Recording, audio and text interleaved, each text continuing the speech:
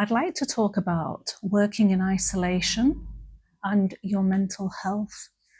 But before we get into that, I'd like to introduce myself. I'm Ghazala at the Heart and Soul Cafe. If you've been here before, thank you so much for coming back. And if you're here for the first time, you're very, very welcome.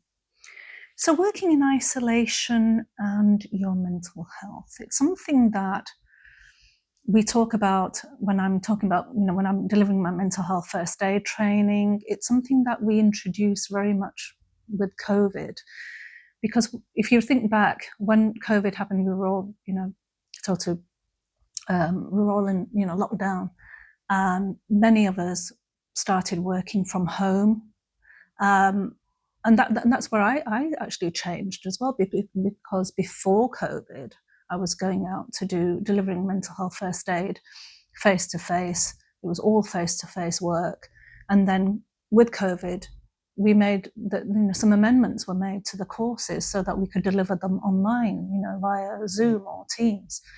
And so what did that mean? For me, it was, complete, almost like a cultural change. You're talking to with me and my age, learning new things, I'm not very high tech, and you can tell that I'm not, because I don't, edit any of these videos, but I don't feel that they need to be edited, because this for me is very much an invitation into, a room in my house. And, as you've noticed, I'm more or less in the same place. It's just, I feel that the content of the video is much more important than me showing off any kind of technical skills that I might have, where I've got images popping up here and popping up there. It would be quite cool to do that. And I'm not saying never, I sort of never say never.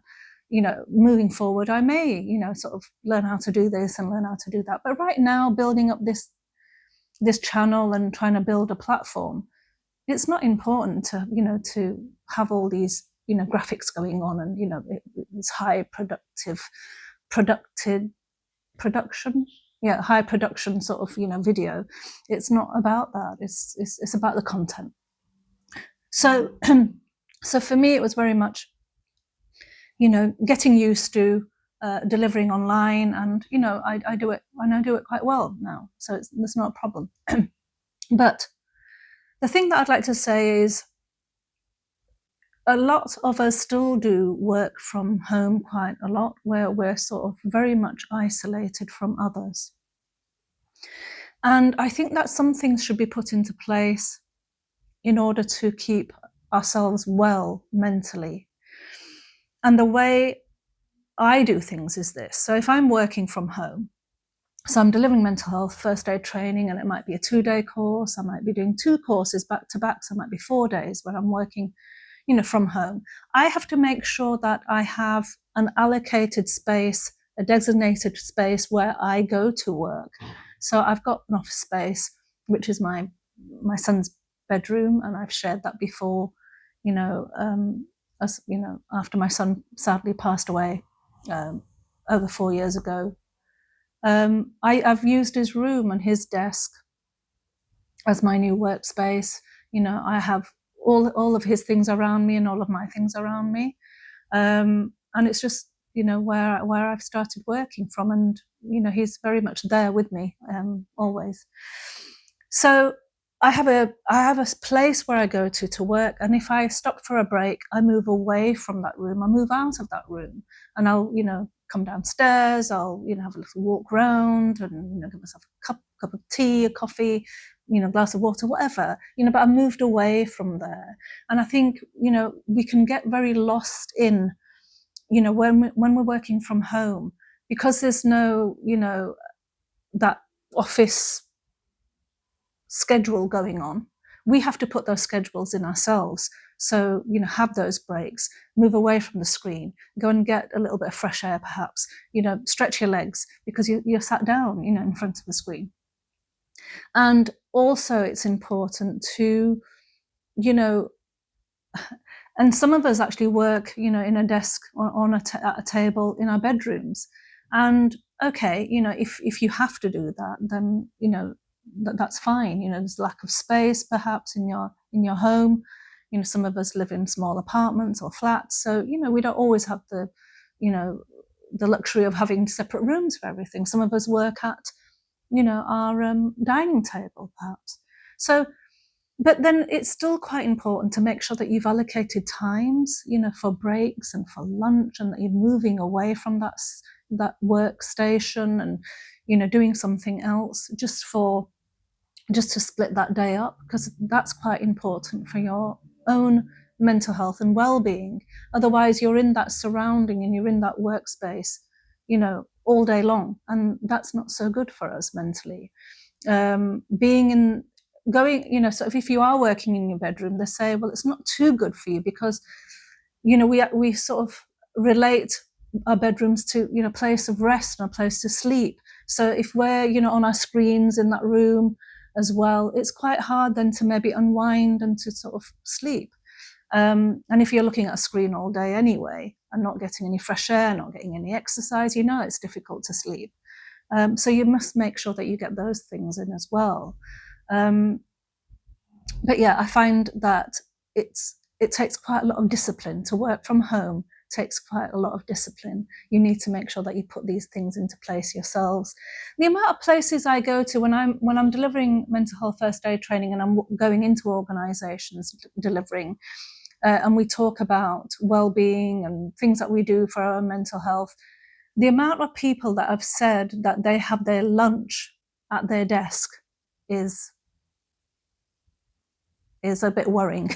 And I say that every time, I go into an organisation, they tell me that, we just have our lunch, at our desk.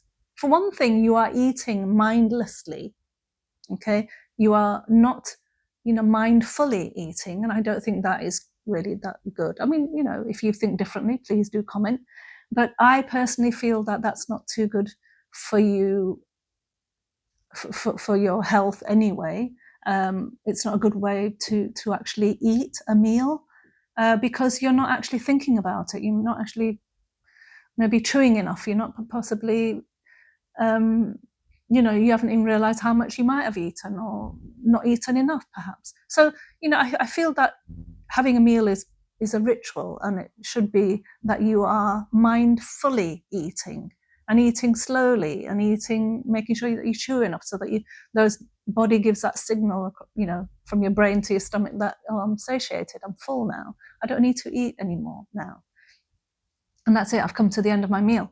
So all those messages are, things that you are probably not quite catching and not quite seeing or feeling or observing, because you are working as well at the same time. You're taking that call and you're taking, answering that email, and there's no split up in between working and having, a lunch break. I think that's quite important to do that. So, working from home or working in isolation can be quite detrimental to people's mental health. And I do find that, because you're not connected to other human beings, maybe. You're just working on your own, perhaps all day long, and you're not even having that conversation with anyone. And if you are having a conversation, it might be over via email or, messaging, and it's not actually that face-to-face talk. And nowadays we tend to have meetings, don't we, on Zoom meetings, team meetings. Again, we're not actually face-to-face, we're just on a screen looking at each other, and we don't pick up on other things. If something's not quite right with somebody, it's not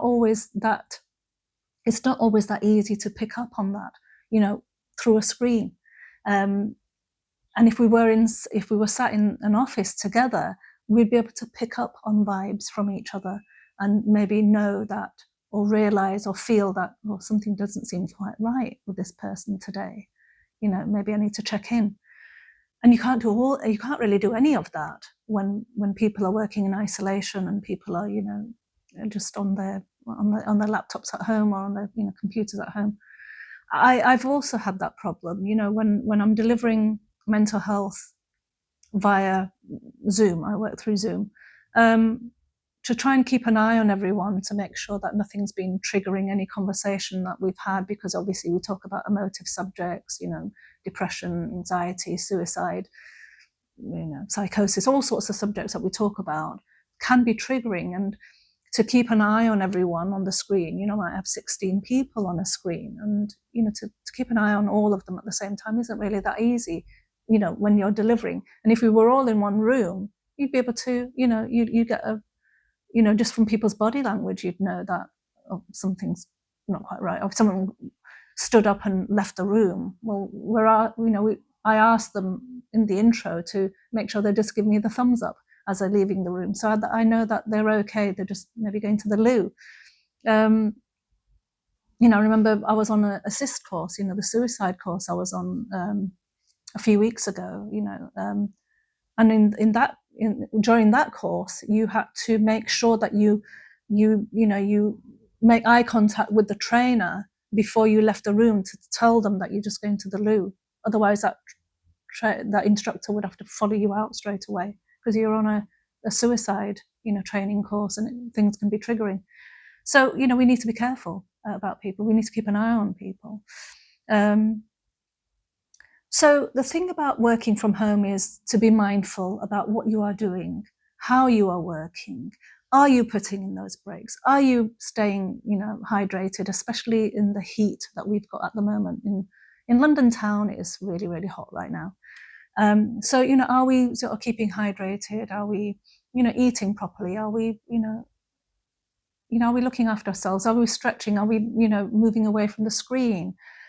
You know, are we doing all those things? Because it's so much more important. If you were in an office, you know, you might step outside during the break or during the lunchtime with a colleague, and you might, you know, go for a little wander around.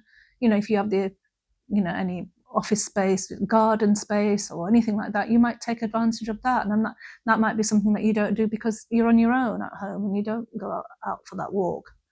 So it's to be mindful about that and to put things into place to make sure that we look after ourselves if we are working in isolation. Some of us are working in isolation at work. You know, we're going to the office, we might be in research, we might be just doing research on our own, in a room on our own. Again, we need to make sure that we have those times where we socialize, where we interact with others, because human beings need other human beings. Most of us do anyway. And, you know, we don't do well on our own. You know, we've always been in tribes and communities, so, you know, we've always been a part of that.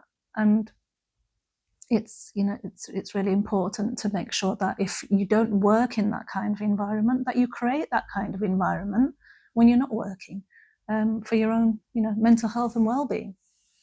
Okay, so thank you for listening to this video. If you found the content of it helpful, please do like, subscribe, comment. You know, thank you to those of you who have subscribed. We've got a few, but, you know, we need many more in order to build this platform. So please do subscribe, and I look forward to seeing you in the next video. Until then, look after your hearts and souls. Thank you.